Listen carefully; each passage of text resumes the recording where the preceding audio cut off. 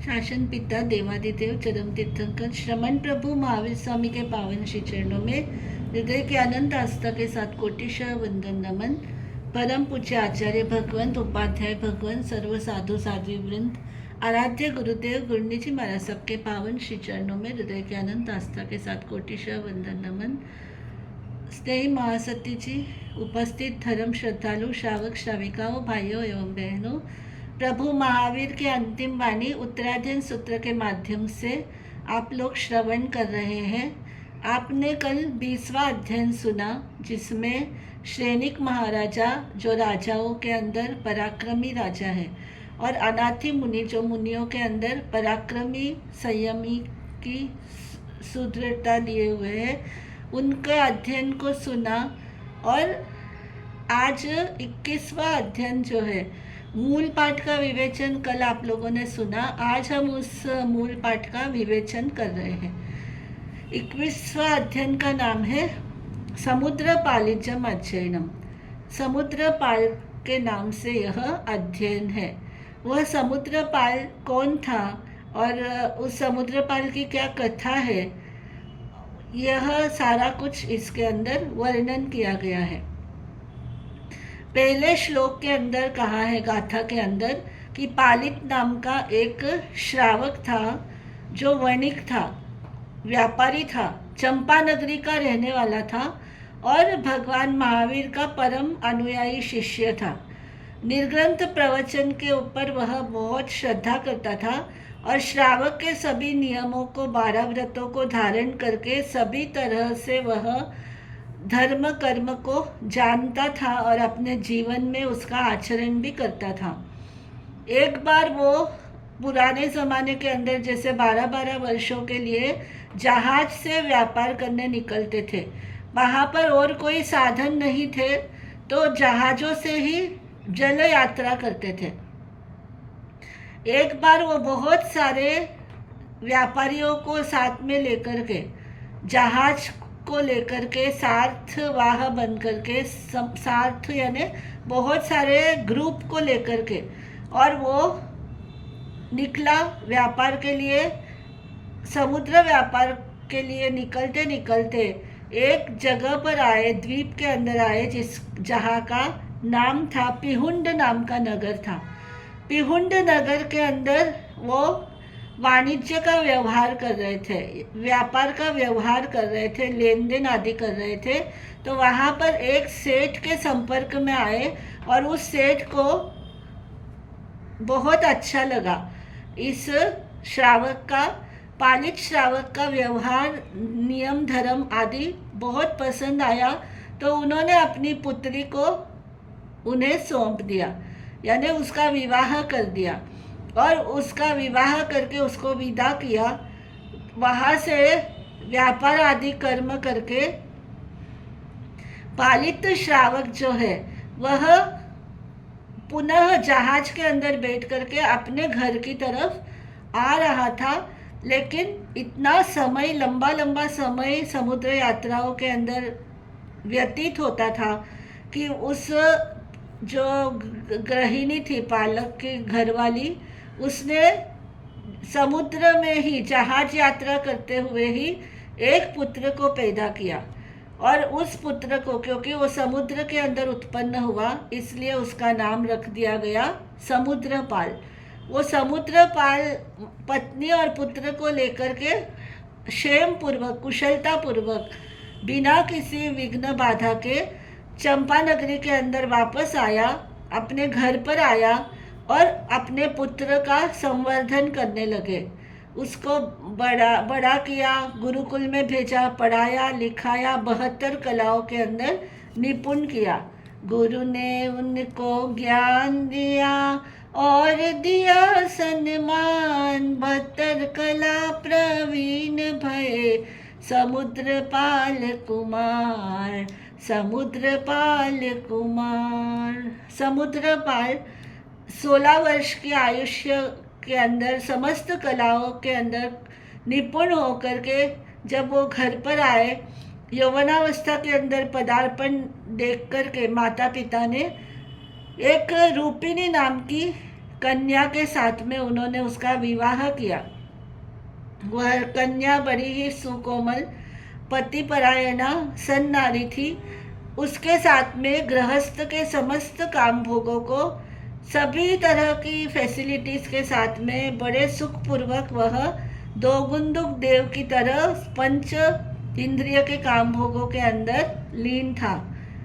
एक बार वह प्रासाद के अंदर, भवन के अंदर बैठा हुआ था और उसने एक दृश्य को देखा कि वज्र मंडन सौभागम वज्रम पासई वज्रगम, यानी जो एक व्यक्ति को, चोर को उन्होंने देखा जो वध स्थान के ऊपर, मारने के स्थान के ऊपर उसको लेकर के जा रहे थे।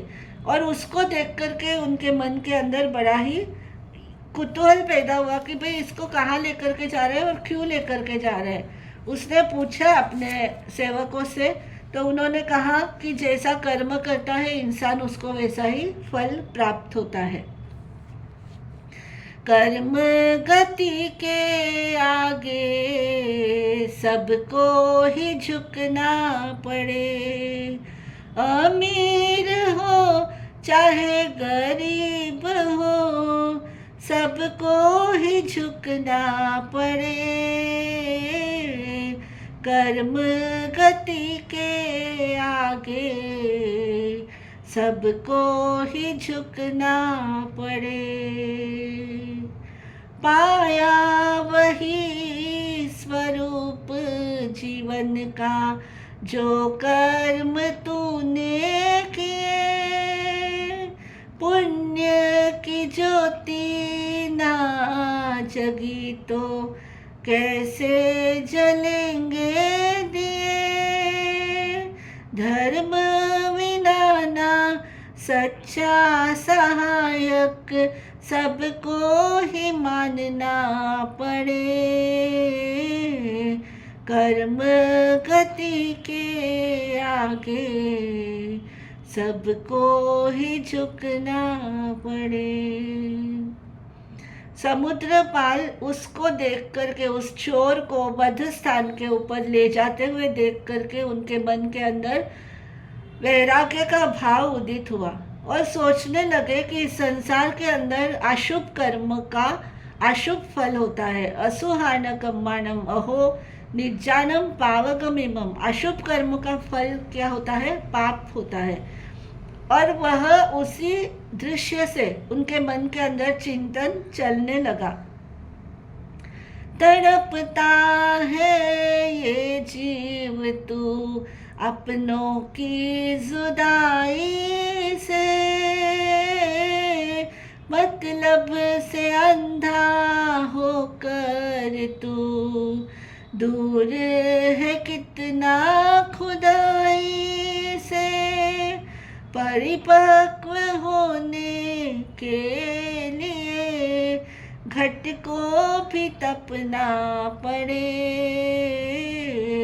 कर्म गति के आगे सबको ही झुकना पड़े। संतों की वाणी का लाभ उठा ले, जान ले अपनी पहचान। मोह माया में भर माया तू बना खुद से ही अनजान। सत्संग का सहारा पाने निर्मल बनना पड़े। कर्म गति के आगे सबको ही झुकना पड़े। अमीर हो चाहे गरीब हो सबको ही झुकना पड़े। कर्म गति के आगे सबको ही झुकना पड़े। अच्छा तो यही है मेरे जीवन के अंदर। समुद्रपाल विचार करते हैं कि मैं भी धर्म का सहारा लूँ और अशुभ कर्मों को न करूँ। अशुभ कर्म अगर मुझसे होते हैं तो मुझे भी इस तरह के अशुभ पाप रूपी फल की प्राप्ति होगी। इस तरह मन के अंदर चिंतन मनन के बाद में वे अपने माता पिता के पास आकर के बोले कि हे माता पिता, मैं समस्त ग्रंथियों को त्याग करके मुनि दीक्षा को अंगीकार करना चाहता हूँ। पर्याय धम्मम अभिरोय इच्छा वयानि शीलानि परिसहेय। व्रतों का पालन करना चाहता हूँ, शील का आचरण करना चाहता हूँ। अहिंसा, सत्य, अतेनगम, चोरी, ब्रह्मचर्य, अपरिग्रह, ये 5 महाव्रतों को धारण करना चाहता हूँ जो जिनेश्वर भगवान ने कहा है। तो जिनेश्वर देव की वाणी के अनुसार मुझे भी दीक्षा धारण करनी है। ऐसा जब उन्होंने माता पिता ने सुना तो उन्होंने कहा कि हे भाई, जैसे सभी माता पिता कहते हैं, उनको भी कहा गया कि आप बाद में दीक्षा ले लेना। तो उन्होंने कहा कि संयम के लिए मृत्यु काल कब आ जाएगा पता नहीं, और मुझे तो इस मार्ग के ऊपर जाना है। इस तरह से उन्होंने जब बार बार सब तरह से उनके तर्कों को निरस्त किया, तब जाकर के माता पिता ने कहा ठीक है, तुम दीक्षा के पथ के ऊपर जा रहे हो तो हम तुम्हें रोकेंगे नहीं, तुम अपना अभिष्ट जो भी है प्राप्त कर लेना। ओ प्राणी रे, संयम बिना भी क्या जीना, संयम बिना भी क्या जीना। भव भव की गलियों में लग 84 रलियों में, इसके बिना सुख कहीं ना। संयम बिना भी क्या जीना, संयम बिना भी क्या जीना। 3 लोक की चतुर्गति में कहीं भी खोजो दुख ही दुख है।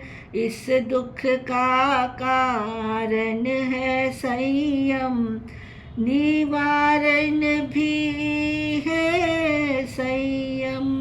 बाकी है कुछ भी कहीं ना, ज्ञान का प्याला तू पीना। संयम बिना भी क्या जीना, संयम बिना भी क्या जीना। अनुव्रतों से मुनि व्रत तक है, प्राणी संयम, इंद्रिय संयम। संयम से छूटे ना ज्ञान भी, रूठे ना सुख भी मिलता ना। ज्ञान का प्याला तू पीना, संयम बिना भी क्या जीना, संयम बिना भी क्या जीना। ओ प्राणी रे, संयम बिना भी क्या जीना, संयम बिना भी क्या जीना। समुद्रपाल ने माता पिता की और परिजनों की, पत्नियों की, सभी की अनुमति लेकर के अनुत्तर धर्म का आचरण किया। ज्ञान पूर्वक, उपाय पूर्वक वे यशस्वी सूर्य की तरह उन्होंने समस्त काम भोगों का त्याग करके तेजस्वी पने को प्राप्त किया। अंत में 24वीं गाथा के अंदर शास्त्रकार कहते हैं कि दोनों को खपा करके, यानी पुण्य और पाप दोनों को खपाया। दोनों ही क्या है? आश्रव रूप है, कर्म बंधन रूप है। चाहे वो शुभ कर्म हो तो भी वो संसार में अटकाता है, और पाप कर्म हो तो संसार में भटकाता है।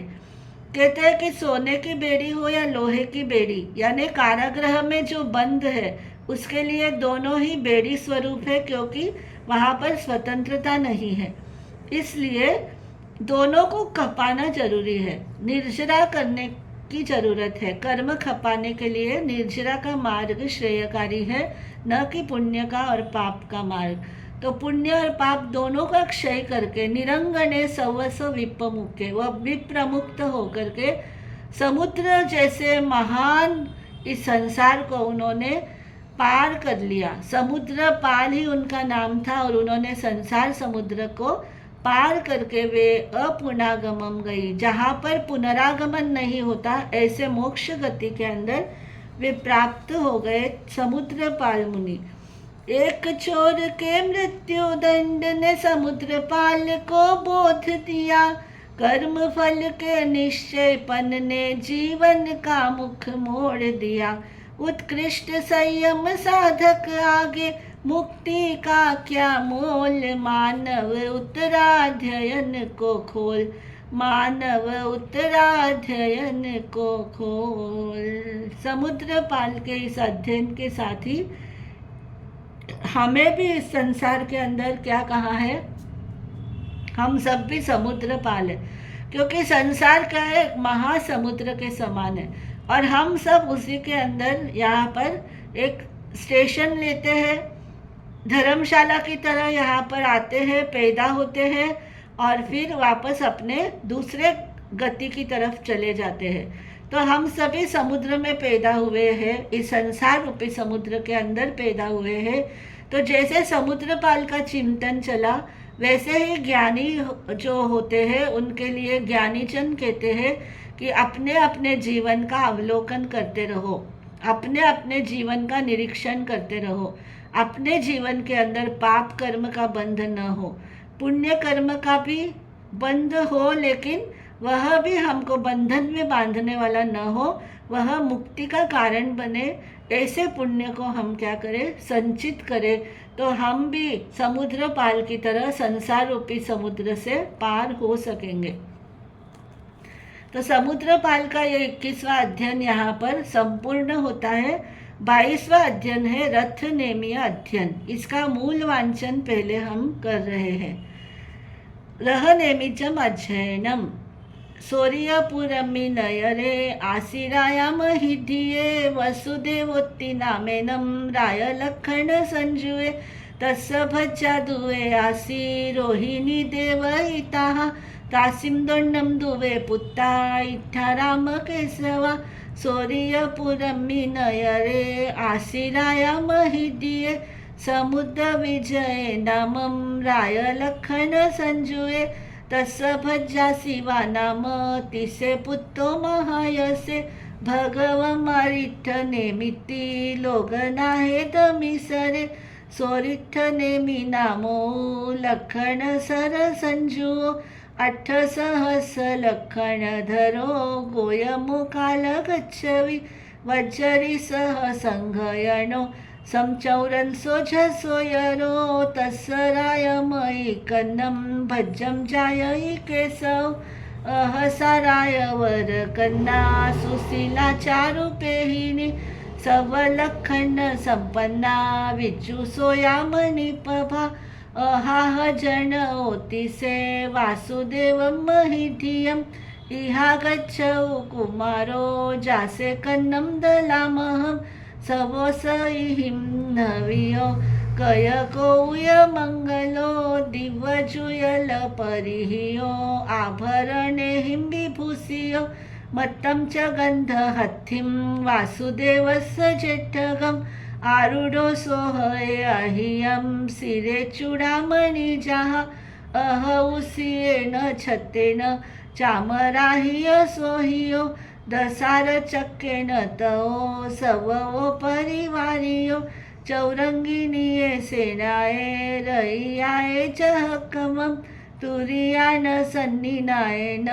दिव्येन गगनं फुसे एयारिसिये इड्डिये जुइये उत्तमाय नियगाओ भवनाओ निजाओ वन्नी पुंगाओ अहसो तत्थ निजम तो दिस पाणे भयदुए वाडेहिं पंजरेहिं च सन्निरुद्धे सुदुःखिये जीवियन्तं तु संपत्ते मनसट्ठा भक्खि अव्वये पासे तुसे महापन्ने सारही मीनमपवी कस अठ्ठाई में पाना ए सवे सुहेसिनो वाडेहिं पंजरेहिं च सन्निरुद्धाय अच्छहिं अहसारहितो भणई ए भद्दाऊ पाणिनो तुझ्झं विवाह कज्जमी भोयावे बहुंजनं सोन तत्सवयनं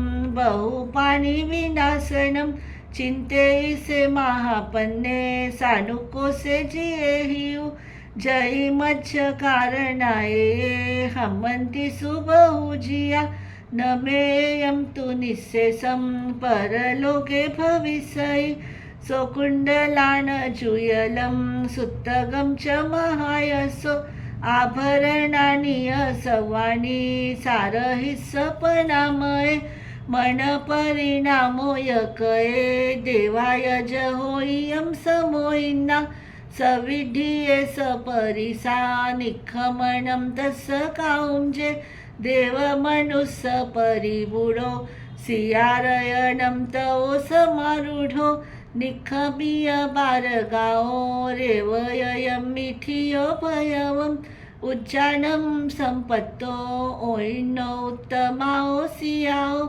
साहसी परिबुडो अहनिखमयी उचिताहिं अहसो सुगंध गंधिये तुरीयम उकुंचिये स्वयमेव लुंचैकेसे पंचमुठ्ठिहिं समाहियो वासुदेवोयनं भणै लुत्तके समझीन्द्रियम् इच्छिय मनोरहं तुरीयं पावसुतं दमीसरा नानेनं दंसनेनं च चरितेनं तवेनय खन्तिये मुत्तिये वड्डमानो भवाहिय एवं ते राम केशवा दसाराय बहुजना अरिठनेमिं वन्दिता अभिगया बारगापुरीं सोउणराय कन्ना पवजं साजिनसौ निहासाय निरानन्दा सोगेन समुत्थिया रायमयी विचिन्तेयी धीरत्थु मम जीवियम् जाहं तेन परिच्छता सेयं पवयि मम अहसा भमर सन्निभे कुच्चफणकपसाहिये स्वयमेव लुञ्चैकेसे धीमन्ताववस्या वासुदेवोयनं भणै लुत्तके समझीन्द्रियं संसारसागरं घोरं तरकन्ने लहुं लहुं सापवय्या सन्ति पवावेसितहिं बहुं शयनं परियणं चेव शीलवन्ता बहुसूया गिरिं रेवयं जन्ति वासेनुल्लाउ अन्तरा वासन्ते अन्धयारम्भि अन्तोलयनस्य साठिया चिवराईं विसारन्ति जहाजायति पासिया रहनेमि भगचित्तो पच्छादिठो यतीवि धियाय सातहिं दठुं नेगन्ते संजमं तवं बाहाहिं कां संगोफं वेवमानि निशीयै अहसो विराय पुत्तो समुद्रविजयङ्गौ भियं पवेयं दठुं इमं वक्कमुदाहरे रहनेमि अहं भद्रे सुरुवे चारुभासिनी ममं भयाहि सुयणो न तेऽपि लाभविषयी एहिता भुञ्जीमो भोये मानुषं खुसुदुल्लहं भूतभोगातवो पच्छा जिनमगं चरिष्यिमो दठ्ठु न रहनेमिं तं भगजोय पराजियं राईमयी असम्भन्ता पाणं संवरेतहिं अहसाराय वरकन्ना सुठिया नियमवये जायिं कुलं च शीलं च रक्षमाणि तयं वये जयिसिरुवेण वेसमनो ललियेन नलकुबरो ताहावितेन इच्छामि जयिसि सखं पुरन्दरो पखन्दे जलियं जोयिं धूमकें दुराश्रयं नेच्छन्ति वन्तयं भोत्तुं कुले जाय गन्धने धीरत्थु तेजसो कामी ज्योतं जीवीय कारण वन्तमिच्छसि आवेउं सेयं ते मरणं भवे अहं च भोगरायस तं च सि अन्धकवर्णहीनो माकुले गन्धना होमो संयमं निहोचर जयितं काहीसि भावं जाजादिच्छसि नारियो वायाविद्धो बहरो अठ्ठियप्पा भविष्यसि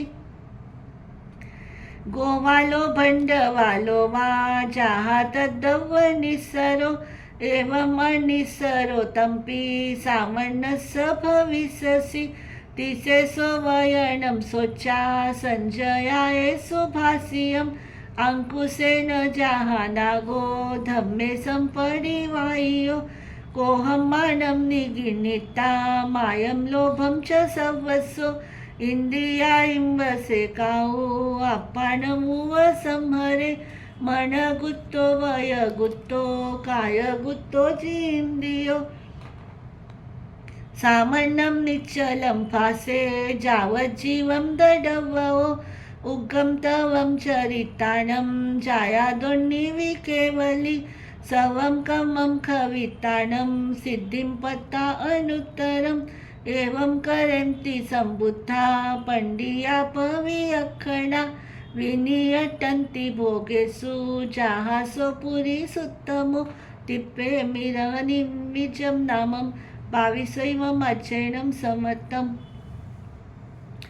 आगमे तिविये पणत्ते तंजाहा सुत्तागमे अत्थागमे तदुभयागमे। इस तरह 3 प्रकार आगम रूप ज्ञान के विषय में जो कोई अतिचार लगावतालम जम वाइधम वच्चामिल्यम हीनकरम अच्छकरम पयहीनम विनयहीनम जोगहीनम घोषहीनम सुट्टुदीनम दुट्टु परिच्यम अकाल्य कहो सज्जाओ काले न कहो सज्जाओ असज्जाय सज्जायम सज्जाय न सज्जायम भणता गुणता विचारता ज्ञान और ज्ञानवंत पुरुषों की अविनाशत न भक्ति की हो तो बारंबार मिच्छामि दुक्कडम। बंधुओं 22वां रहस्यमय अध्ययन हमने पढ़ा, इसकी मूल वाचना की है। समय आने पर हम इसका अर्थ का विवेचन, क्योंकि यह बहुत ही सुंदर है यह अध्ययन। इस अध्ययन के अंदर पूरे दशारह जो है अरिष्टनेमि भगवान का पूरा परिवार और उनके भाई और उनके राजुल सबका बहुत सुंदर इसके अंदर वर्णन किया गया है। इसको समय लगेगा, इसलिए आज हम नहीं करेंगे। समय आने पर हम इसका बहुत सुंदर विवेचन सुनेंगे। इन्हीं शब्दों के साथ अपने वक्तव्य को विराम देती हूँ। ओम शांति। सभी हाथ जोड़ करके मंगल पाठ सुन ले। नमो अरिहंताणम चैत्य भारवासम चक्रवर्ती महिठियो संति संति करे लोये पत्तो गई मनुत्तरम। जय गुरुदेव श्री श्री चत्तारी मंगलम अरिहंता मंगलम सिद्धा मंगलम साहू मंगलम केवली प्रणतो धम्मो मंगलम। चत्तारी लोकुत्तमा अरिहंता लोकुत्तमा सिद्धा लोकुत्तमा साहू लोकुत्तमा केवली प्रणतो धम्मो लोकुत्तमो। चत्तारि शरणं प्रवचामि अरिहन्ते शरणं प्रवचामि सिद्धे शरणं प्रवचामि साहू शरणं प्रवचामि केवली प्रणतं धम्मं शरणं प्रवचामि। 4 शरण दुख हरण जगत में और न शरणा कोई होगा। जो भव्य प्राणी करे आराधन उसका अजर अमर पद होगा, उसका सदा ही मंगल होगा। अंगुष्ठे अमृत बसे लब्धि तना भंडार। श्री गुरु गौतम समरिये मनवांछित फलदातार। भावे भाव न भाविये भावे दीजे दान। भावे धर्म आराधिये भावे केवल ज्ञान। भावे पद निर्वाण। एक साथ मथेन वंदामि श्रद्धापूर्वक मथेन वंदामि भावपूर्वक मथेन वंदामि। बोलिए भगवान महावीर स्वामी की जय हो। परम गुरु लब्धि के भंडार श्री गौतम मनकार स्वामी की जय हो। बोलिए सभी परंपराचार्य की जय हो, सभी वाचनाचार्य उपाध्याय भगवंत की जय हो, सर्व साधु साध्वी वृंद की जय हो। पंजाब प्रवर्तिनी गुरनी मैया श्री केसर देवी जी महाराज साहब की जय हो। अध्यात्म योगिनी गुरनी मैया कौशल्या देवी जी महाराज साहब की जय हो। गुरनी मैया डॉक्टर विजय श्री जी महाराज साहब की जय हो। सभी संत सतियों की जय हो। आज के आनंद की जय हो। सभी श्रोताओं को, सुनने वालों को जय हो।